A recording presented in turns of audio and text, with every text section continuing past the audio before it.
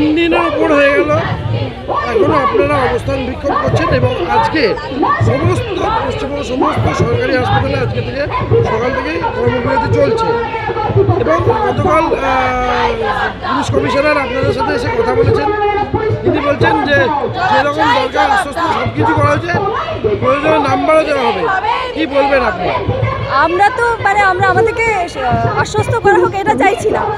একজন মহিলা মারা গেছেন কর্তব্যরত অবস্থাতে এবং সেখানে বিচার হচ্ছে না। প্রথমত মিসগাইড করার চেষ্টা করা হয়েছে, মৃতার পরিবারকে মিসগাইড করা হয়েছে। আমরা কলেজে থাকা অবস্থায় জানতে পারিনি যে আত্মহত্যা ঘটনা হয়েছে এবং আজকে 3-4 দিন হয়ে গেল, এখনও কোনো সুবিচার পাওয়া যায়নি। একটা এত বড় হাসপাতাল, চারিদিকে সিসিটিভি আছে, যদি তদন্তের ইচ্ছে থাকতো এবং সঠিক সত্যটা বের করার ইচ্ছে থাকতো এতদিনে হয়তো আমরা সত্যিটা জানতে পারতাম।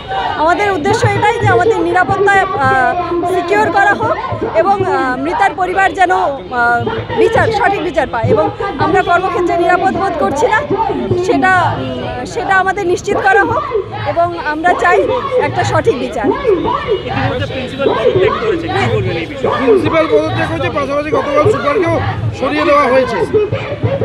প্রিন্সিপাল পদত্যাগ করেছেন আর্জি করে দীর্ঘদিন ধরে ওনার নামে নানা রকমের অভিযোগ আছে। এবার ওনার যদি এতদিনে মনে হয় যে ওনার পদত্যাগ করা উচিত হয়েছে, ঠিকই করেছেন। ওনার পদত্যাগ অনেক আগে করা উচিত ছিল এবং আমরা চাইছি ওনার পদত্যাগ করার পরে এখানে একটা সুশৃঙ্খলা বজায় হোক এবং হাসপাতালের নিরাপত্তা, কর্মীদের নিরাপত্তা সেগুলো সুনিশ্চিত করা হোক।